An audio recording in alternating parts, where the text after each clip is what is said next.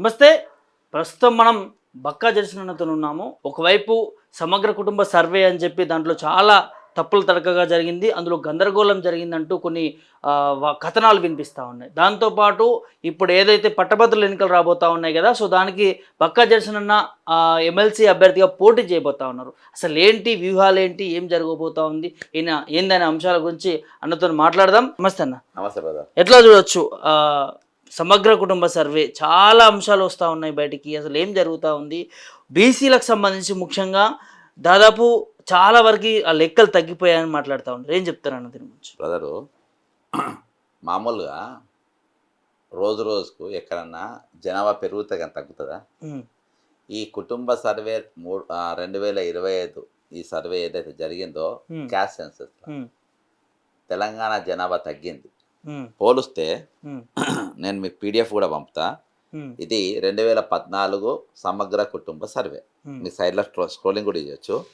ఇది 2014లో మన అప్పటి ముఖ్యమంత్రి కేసీఆర్ గారు పొద్దుగాల 8 గంటలకు వెళ్ళి రాత్రి 9 గంటల వరకు ఆ రోజు హాలిడే డిక్లేర్ చేసారు. డిక్లేర్ చేసి ఒక్కొక్కరికి 15 నిమిషాలు చేసుకోనికి ఇచ్చారు. ఇచ్చి టోటల్గా తెలంగాణ మొత్తం హాలిడే ఇచ్చి ఆ రోజు సర్వే చేశారు. సర్వేలో ఎంతమంది పాల్గొన్నారు? 3 లక్షల మంది పాల్గొన్నారు. 3 lakhs 3 లక్షల మంది ఎన్యూమరేషన్లో ఆ రోజు పాల్గొన్న పరిస్థితి. మరి వీళ్ళందరూ కలిసి జనాభా ఎంత లెక్క తీసిండనంటే ఈరోజు 3,68,76,554 మంది ఆ రోజు కుటుంబ సర్వే లెక్క ప్రకారం వీళ్ళు ఇచ్చిండ్రు. ఈరోజు ఎంత వచ్చింది? దాదాపు ఇక్కడ 1,00,000 మందిని పెట్టింది. అప్పుడు 30 కోట్లు ఖర్చు పెట్టిండ్రు. ఇప్పుడు ఖర్చు పెట్టింది 150 కోట్లు ఖర్చు పెట్టిండ్రు. 1,00,000 ఇండ్లు తిరిగినామని చెప్పిండ్రు. ప్లస్ ఏది జనాభా ఎంత తగ్గించిందంటే 3,54,00,000 జనాభా తగ్గించారు. ఈరోజు జనాభానే తగ్గినప్పుడు క్యాస్ట్ల గురించి ఏడ తగ్గినట్టు ఏడ పెరిగినట్టు నంబర్ 1 ఒక పాయింట్. రెండవది, మన ఇదంతా నేను చెప్పేది ఏది కూడా మీరు నమ్మాల్సిన అవసరమే లేదు. మీరు మీ దగ్గర ల్యాప్టాప్ పెట్టుకోండి, మీరు కొట్టుండ్రి. మరి ఈ కుటుంబ సర్వే ఈరోజు ఈ సమగ్ర కుటుంబ సర్వే ఎక్కడుందంటే MCHRDA వెబ్సైట్లో ఉంది. నేను అందుకెళ్ళి డౌన్లోడ్ చేసిన. నేను డౌన్లోడ్ చేసి దీని మీద సైబర్ క్రైమ్, ఢిల్లీ సైబర్ క్రైమ్లో కేసు పెట్టిన. కేసు పెట్టాను, వెబ్సైట్ మాయం చేసింది. ఇలా చూడండి, అంటే బక్కా జడ్సన్ కేసు పెట్టడంతోనే మాయం చేశారు ఈ కేసు. ఇది మాయం చేసి నేను ఏది చెప్పాను, మీరు అన్ని మీరు చూడండి. మీ గూగుల్లో సమగ్ర కుటుంబ సర్వే 2014 కొట్టండి, MCHRDA వస్తుంది. అందులో ఇది తీసేసి కరెక్ట్ 4వ తారీఖు తీసేయని నేను ఇమీడియట్గా ఏం చేసిన, నేషనల్ క్రైమ్లో కంప్లైంట్ ఇచ్చిన. ఇది కాజీపేట మడికొండ పోలీస్ స్టేషన్కు ఫార్వర్డ్ చేశారు. ఆమెలు కూడా వచ్చింది. ఏందనంటే నేను ఇచ్చిన పాయింట్స్ ఏంటంటే, ఈరోజు మీరు మరోసారి గూగుల్లో మీరు చెక్ చేయండి. తెలంగాణ ఓటర్లు ఎంతమంది ఉన్నారు? తెలంగాణ ఓటర్లు ఎంతమంది ఉన్నారు అంటే 3,32,000 మంది మొన్న ఓటేసిండ్రు. ఎప్పుడు? మొన్న పార్లమెంటు 2024 3,32,000 మంది. అంటే ఓటు ఎవరికి ఉంటుంది? అబౌవ్ 18 years, 18 సంవత్సరాల పైబడి ఉన్నోళ్లకు ఓటు హక్కు ఉంటుంది. ఆ 18 సంవత్సరాల పైబడిన వాళ్ళు నమోదు చేసుకున్న వాళ్ళు ప్రభుత్వ లెక్కల ప్రకారం ఎలక్షన్ కమిషన్ 3,32,00,000. ఓకేనా? అంటే ఇప్పుడు ఓటు ఎవరికి లేదు? పుట్టిన పిల్లలకి వెళ్ళి మొదలుపెట్టి ఇంటర్మీడియట్ అయిపోయి డిగ్రీ ఫస్ట్ ఇయర్ వరకు వాళ్ళకి ఓటు లేదు. అంటే 10th క్లాస్ పరీక్ష ఎంతమంది రాసినారని నేను లెక్క తీస్తే 9 లక్షల మంది 10th ఎగ్జామ్ రాసినారు. ఇంటర్ ఫస్ట్ ఇయర్ ఎగ్జామ్ ఎంతమంది రాసినారు? 9 లక్షల మంది రాసినారు. ఇంటర్ సెకండ్ ఇయర్ ఎంత? 29 లక్షల మంది రాసినారు. 3 9లు ఎంత? 21 లక్షలు.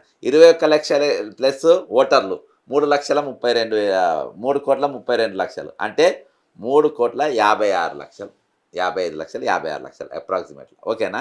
ఇది ఇంకా నేను కౌంట్ చేయలే. ఎవరిని? ఎల్కేజీని కౌంట్ చేయలే, యూకేజీని కౌంట్ చేయలే, ఫస్ట్కి వెళ్ళి 9th క్లాస్ వరకు నేను కవర్ చేయలే. 9th క్లాస్ వేసి తీసుకుపోయి ఆయన లేచింది అనుకో, ఇంకో 9 లక్షల మందిని యావరేజ్గా 3,68,000 వచ్చాయి. అంటే ఈరోజు తెలంగాణ జనాభా 4,10,00,000 మంది ఉండాలి. మరి తెలంగాణ ప్రభుత్వానికి రేవంత్ రెడ్డి గారికి కానీ తీర్మాన్ మల్లయ్య గారికి కానీ 3,54,00,000 ఎందుకు వచ్చింది? తీర్మాన్ మల్లయ్యని ఎందుకు కలిపినా అంటే నా క్వశ్చన్. తీర్మాన్ మల్లయ్య ఈ సర్వేను ఒప్పుకుండు కాబట్టి. నంబర్ 1. ఈరోజు పాలకుడు ఎవరు? ఈ సర్వే పెట్టింది ఎవరు? రేవంత్ రెడ్డి గారు పెట్టిండ్రు. మరి మీ దిష్టి బొమ్మ ఎవరు గాలబెట్టిండ్రు? జానారెడ్డిది గాలబెట్టిండ్రు. జానారెడ్డి ఏమైనా ముఖ్యమంత్రి? జానారెడ్డి గారు ఏమైనా ప్రభుత్వ సలహాదారుడా? జానారెడ్డి గారు ఏమైనా ఈ క్యాస్ట్ సెన్సెన్స్కి ఏమైనా ఆయనకి ఏమైనా ప్రత్యేకమైన పదవి ఒక చైర్మన్ పోస్ట్ ఇచ్చిండ్రా? అధికారులు ఎవరు మాట వింటారు? రేవంత్ రెడ్డి గారు. మరి దిష్టి బొమ్మ ఇన్నదెందుకు గాలబెట్టినావు? ఓకే, రేవంత్ రెడ్డిని మిస్గైడ్ చేసిండ్రు జానారెడ్డి అని నువ్వు గాలబెట్టినావా? నువ్వు రేవంత్ రెడ్డి నువ్వు జానారెడ్డి మాట్లాడుతుంటావు, ఆయన ఒక పోస్ట్ లేదు ఏం లేదని చెప్పేసి జానారెడ్డి ఆయన సలహాలు కూడా వింటుందని చెప్పి రేవంత్ రెడ్డి దిష్టి బొమ్మ గాలబెట్టాలి కదా. మరి రేవంత్ రెడ్డి దిష్టి బొమ్మ, మరి జానారెడ్డి గారి దిష్టి బొమ్మ ఎవరు గాలబెట్టించిండ్రు? రేవంత్ రెడ్డి గాలబెట్టి. ఎందుకు గాలబెట్టించిండ్రు? రేపు ముఖ్యమంత్రి పదవికి పోటీ రావచ్చు. ఇట్లా ఉన్నోళ్ళను జీవన్ రెడ్డిని ఎవరు ఓడగొట్టిండ్రు? ఈయననే ఓడగొట్టిండ్రు రేవంత్ రెడ్డి. జగ్గారెడ్డిని ఎవరు ఓడగొట్టిండ్రు? ఈయననే ఓడగొట్టిండ్రు. ఈరోజు చాలామంది మంత్రులను ఎవరైతే పోటీలు వస్తారు, రేపు ఈయనను ముఖ్యమంత్రిగా మార్చబోతుండ్రు, నాకు సబ్స్టిట్యూట్గా ఎవరిని పెడతారు? వాళ్ళ మీద బట్టగాల్చి మీద వేయాలి. అందులో భాగంగానే ఒక్కొక్కరు టార్గెట్ చేసుకుంటా మరి వాళ్ళపైన అటాకులు చేసుకుంటే ఈ విధంగా వస్తుండ్రు. దాన్ని తీర్మాన్ మల్లయ్యను ఒక శిఖండి లెక్క మారుకుంటుండ్రు. తీర్మాన్ మల్లయ్య మీద తుపాకీ పెట్టుకుంటుండ్రు. నంబర్ 1. ఇంకోటి ఏంటంటే తీర్మాన్ మల్లయ్య గారు ఎవరు? తీర్మాన్ మల్లయ్య గారు ఒక బాధ్యత గల పెద్దల సభ సభ్యుడు, చాలా పెద్దల సభ సభ్యుడు. అంటే నీ లాంగ్వేజ్ హుందాగా ఉండాలి, నీ భాష హుందాగా ఉండాలి. ఈరోజు బూతులు ఒక క్యాస్ట్ను ఒక కమ్యూనిటీని టార్గెట్ చేసి మనము మీరు ఏసీబీ రైట్ అయితే రోజు నువ్వు ఒక జర్నలిస్ట్ కమ్ లీడరు. ఇక్కడ ప్రపంచంలో ఎవరు లేరు. ఈరోజు పొద్దున్న వార్త చదువుతావు, 3 అపరిచితులు వేషాలు అన్నీ వేస్తావు, ఈరోజు ఇంకోటి ఇది చేస్తావు. ఈరోజు మీరు ఏసీబీ కేసులలో రోజు ఎవరో ఒకరు పట్టుబడుతూ ఉంటారు. అందులో రెడ్డిలు ఉంటారు, ఎస్సీలు ఉంటారు, ఎస్టీలు ఉంటారు, బీసీలు ఉంటారు, అన్ని క్యాస్ట్లలో ఉంటారు. అందులో ఒకళ్ళే దొంగలని కాదు కదా. దొంగలల్లో లంచగొండలు అందరు ఉంటారు, మంచోళ్ళలో అందరు ఉంటారు, ఇళ్ళల్లో ఉంటారు.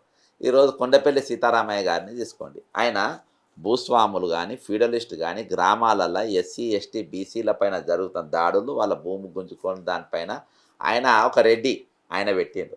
ఈరోజు వరవరరావు ఎవరు? 85 ఏళ్ళ ముసలాయన కోట్ల చుట్టూ తిరుగుతాడు. ఎవరైనా ఒక బ్రాహ్మణు కర్ణపడు. కన్నాభిరామ్ ఎవరు? కాబట్టి ఈరోజు కులాల వారిగా చూడద్దు. బుర్రరాములు చచ్చిపోయాడు మానవ హక్కులు దాన్ని. ఈరోజు అన్ని క్యాస్ట్లలో అందరూ ఉంటారు. కానీ ఒక క్యాస్ట్ని తలగబెట్టి వాటి బూతులు తిట్టడం, పచ్చి మాటలు మాట్లాడడం అనేది ఇది కరెక్ట్ కాదు. ఈరోజు కుటుంబ సర్వే జరిగిన దానిపైన అసలు తీరుతెన్నులపైన ఒక చర్చ అనేది పెట్టాలి. ఆ చర్చ పెట్టకుండా ఈయన బీసీ వర్గాన్ని ఒకటి రేవంత్ రెడ్డి గారు ముందు పెట్టించి రేపు ఈ పార్టీకి వెళ్ళి నన్ను బయటికి వెళ్ళగొడితే రేపు బీసీ నాయకునిగా ఈయననే తయారు చేసి రేపు నేను ఒక ఓట్ బ్యాంక్ పెట్టి నేను రేపు సొంత పార్టీ పెట్టుకునే తట్టుగా ఈరోజు రేవంత్ రెడ్డి గారు ఈయనను శిఖండి లెక్క మార్చి బయటికి తీసుకొచ్చిన పరిస్థితి. తీర్మాన్ మల్లయ్య